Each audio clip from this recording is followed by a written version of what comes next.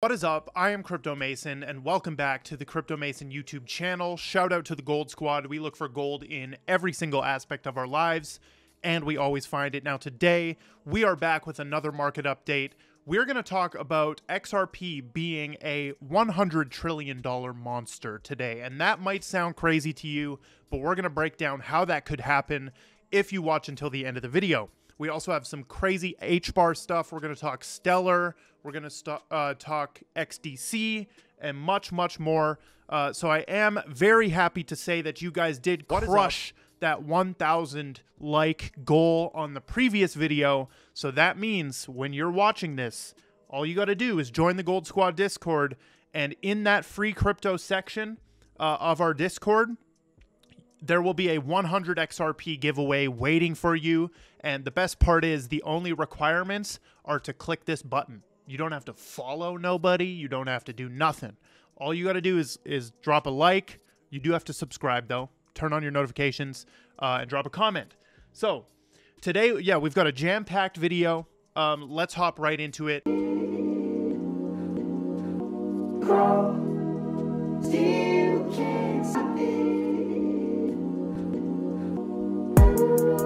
First things first, we're running another giveaway for an Harmless wallet. This is that very, very clean card. It's a metal credit card shaped hardware wallet. I've personally replaced my ledger with Harmless, and they are sponsoring our channels. So this is a nice little giveaway you guys can enter. I will leave the link to that in the description. Now, let's get into the juice, the meat here, folks. Bitcoin is down below 30K still. Biggest gainer today, we got Aptos, Chainlink, OKB. You guys know I'm a big fan of Chainlink, big holder of Chainlink as well. XRP 2% today, not too bad. We've still had a great 30 days. You know, you'd never see that in the stock market in most stocks, right? 38% in 30 days is amazing. As for our biggest loser today, Mantle, never heard of that. Looks kind of interesting. We've got XDC retracing a little bit. We've got Casper on discount for all of you. Our Casper validator node has been going amazing. We have 288 people making passive income while they dream and sleep at night. So that is amazing to see. We've almost made people $5,000 in passive income so far. But big bullish on Casper, folks. Now, let's keep it moving into the news today. Not much to say about the market. You know, we're still above 1 trillion, which is a very good sign. We haven't taken that dip below yet. Do I expect one to come? It's very possible. And if that does happen, that exposes how weak the market really is, to me at least. Okay. We had some big fake news come out in the XRP community today. This screenshot of an SEC article saying that they decided not to appeal the Ripple case. So there's this huge belief that the SEC is going to file an appeal for the Ripple case and they're going to, you know, redo it and all of this BS. But this circulated last night, and this has been exposed to be fake. Now, Jeremy Hogan, the lawyer that's been covering the XRP case on Twitter, he said if the SEC is going to file an interlocutory appeal, I would expect it to be filed this week. Now, keep in mind, you know, Jeremy Hogan was predicting the lawsuit to be over like 4 or 5 different times, and they were wrong.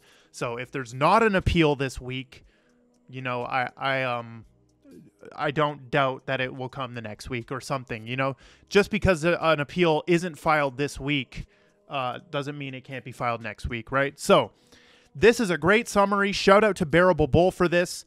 In the past few months, we've had XRP deemed a non-security. ISO 20022 went live. FedNow went live.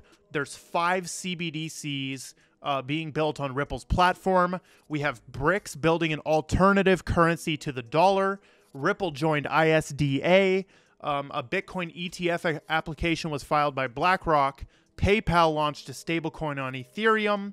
Congress is prepping crypto bills, and the digital dollar pilot is complete. XRP will take center stage when it's time, okay? Great summary, 10 different things that have happened that are just like showing you the progress that's happening in the overall market and related to XRP. Now, there is an FBI investigation being called, or it's being said that there should be an FBI investigation into the Hinman emails. This is Bill Hinman, who gave that speech on Ethereum. And, you know, Stuart Aldetroy right here, who's the chief legal officer at Ripple, is basically, you know, calling the FBI to go and investigate into Bill Hinman. So is there going to be an FBI investigation? Who knows, bro? Who knows? But that would be very, very crazy. Now, let's talk about this 100 trillion XRP title that we have on this video. So basically, Ripple joined ISDA, right? So Mr. Mann right here is saying, and ISDA has to do with derivatives. Mr. Mann is saying, now that Ripple has entered the derivative space, here is a potential outlook on what the value of XRP would be if it captured 10% only of the derivatives market, okay? So this is the market cap and pricing on XRP if it captured 10% of the derivatives market, okay? Assuming that XRP processes 10% of the derivatives market, which is estimated to be over 1 quadrillion in notional value, we can calculate the following. 10% of 1 quadrillion is 100 trillion. If XRP processes 100 trillion and its current market cap is 35 billion, then the market cap of XRP would need to increase by approximately 2,865 times. Now, this is extremely dumb, okay? This is actually a very dumb thing to say, right? Market cap has nothing to do with it, right? Like, if $100 trillion flows through XRP, that doesn't necessarily increase its market cap. Market cap does not mean how much money is flowing through the coin, right? That's not what market cap means. And people don't understand that. You need to look at volume, okay? The biggest volume that's being done on the entire market is actually Tether. Tether is the #1 volume right now as of today. Then Bitcoin, ETH, USDC, True USD, and XRP. So Bitcoin, ETH, and XRP doing the most volume aside from stable coins. And this is what I'm trying to tell you, bro. Everybody, all the OGs of crypto know that the top 3 kings of crypto are Bitcoin, ETH, and XRP. Not Litecoin, none of this Cardano bullshit. Not hating on Cardano. I'm actually pretty much a fan of it now. None of this Dogecoin, Polygon stuff, bro. The kings are Bitcoin, ETH, and XRP. Everyone knows that. That's why the SEC looked at Bitcoin and said, well, we can't sue this. Who is there to sue? Satoshi's anonymous. There's no Bitcoin team. We can't sue anything. There's no company, right? Then they looked at Ethereum. Bill Hinman gave his speech and gave Ethereum the free pass. Then who did they look at next? Who did they look at next? I can tell you it wasn't BNB. It wasn't Dogecoin. It wasn't Cardano. It wasn't Solana. They looked at XRP next because they know XRP is the 3rd king of the market. Now, let's get back into this calculation, which I just said was actually very dumb, right? This part of it. So it says using the current price of XRP, which is 66 cents, we can estimate the potential price of XRP if it were to process 10% of the derivatives market. So 66 cents times 2,865 puts the XRP price at 1.8K. Okay, $1,800 per XRP if they captured 10%. Now, this actually doesn't make sense, right? This actually doesn't make sense. The real question is, can XRP process 1 trillion or 100 trillion dollars worth of value while staying at a low price? Can it do that? And if it can, that's extremely bearish. Okay, so for example, right, there's only 52 billion XRP in circulation. So if XRP was $1, like the whole thing would be worth, every XRP on Earth would only be worth $52 billion, right? To buy every XRP coin on Earth.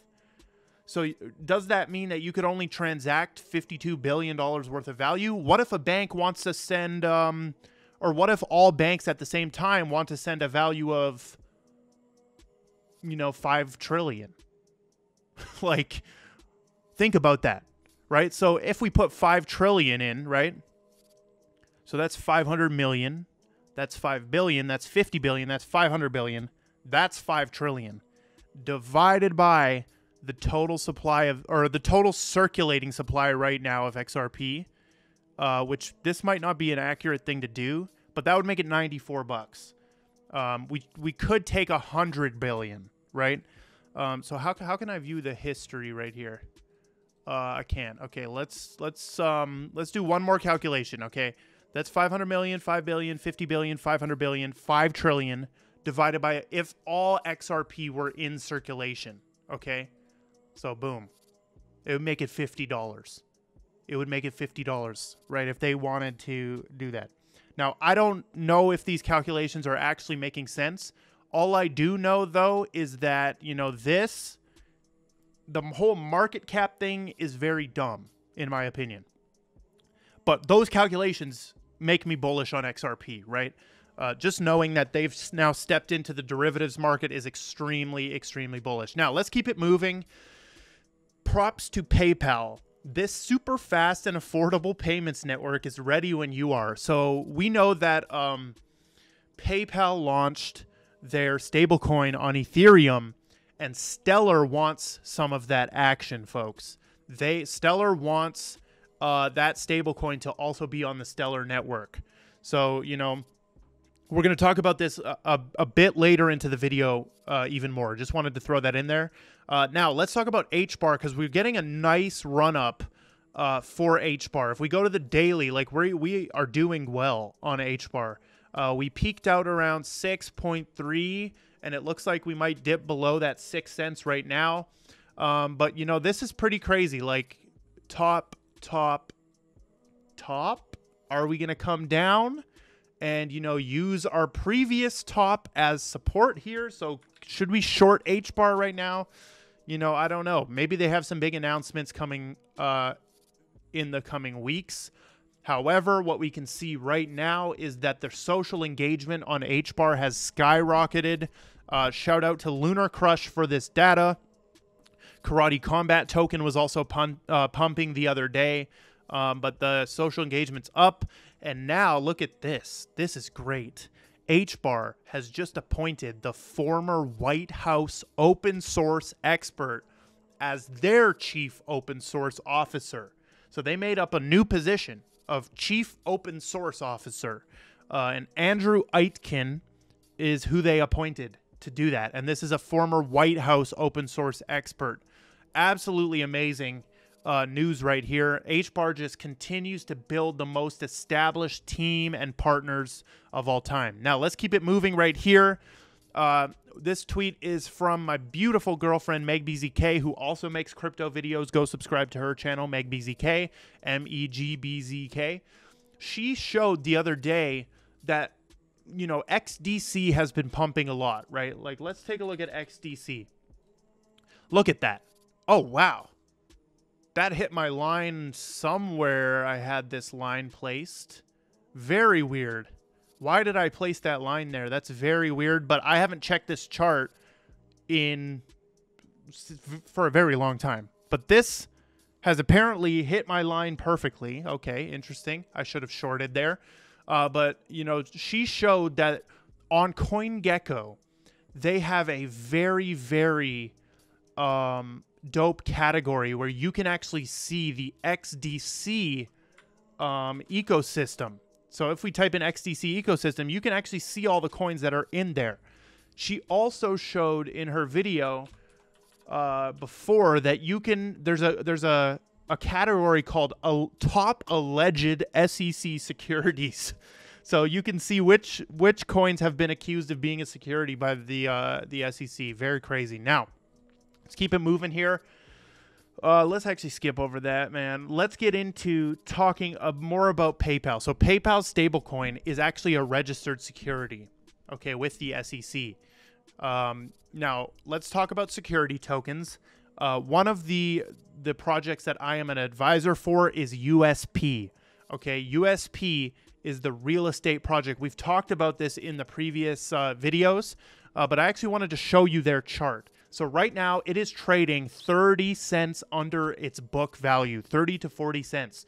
So if you're an international investor, you know, this could be a great entry for you if you want to get involved with USP. I am not a financial advisor. I'm not encouraging you to buy things. I'm simply telling you what I am involved with as an advisor. And I do hold a lot of the USP token. And what that gives you is fractional ownership of a $25 million real estate portfolio. So I urge you all to go and check out USP. Keep up with their spaces as well. They're also posting very nice content on, you know, there's a debt management one, a thread right there, and other stuff about security tokens. So, you know, the only other security token I've really talked about was INX. As one that I'm actually bullish on, but USP I'm even more bullish on USP than INX. So, you know, this is a ambitious project they're building right here, but if you look into it, everything is there to create a successful project. So go check out USP, big shout out to them.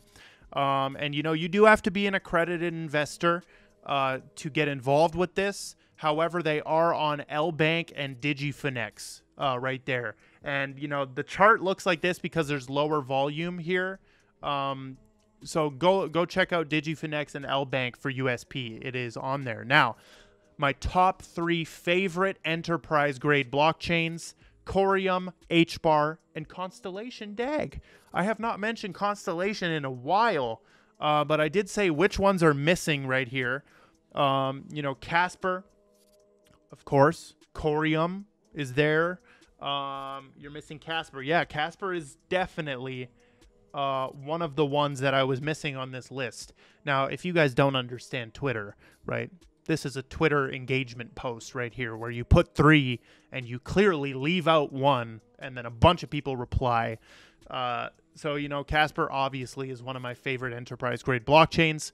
But let's zoom in on Corium. Corium is a sponsor of the channel. We were just talking a lot about Corium inside of our Discord here. Some people getting a lot more acquainted to Corium. Enterprise-grade blockchain, one of the most slept on in the whole ISO 20022 movement. They are standardizing EGB networks. And we do run that Corium validator node as well, which we have 88 stakers right now. If we go to here, you can see currently that there are 44 active validators. Here is the Gold Squad one. We actually have 87. Sorry, not 88. But there's the validators. You can see them confirming blocks right here and validating transactions. Currently, I believe what's the APR? 30% right now. Wow. So 30% APR right now if you stake with a validator. And basically there's a big, proposal going on for an upgrade to the network. If we go down here, oh, by the way, they're sponsoring ETH Toronto. Unfortunately, I will not be at ETH Toronto, but they are sponsoring it. Corium version 2 proposal empowered by IBC, which is the Inter-Blockchain Communication Protocol. And this gets really, really technical here, but you guys can look into IBC if you would like. But go vote with your Corium to, you know, push this proposal through. If we click on their link, you can see the actual software upgrade proposal right here. And see, oh, it was passed as well. I'm not sure when that was, but that is the updates for Corium. Thank you to them for sponsoring the channel. Make sure you drop a like and comment. That is all we've got for the video. Join the Gold Squad Discord, and goodbye.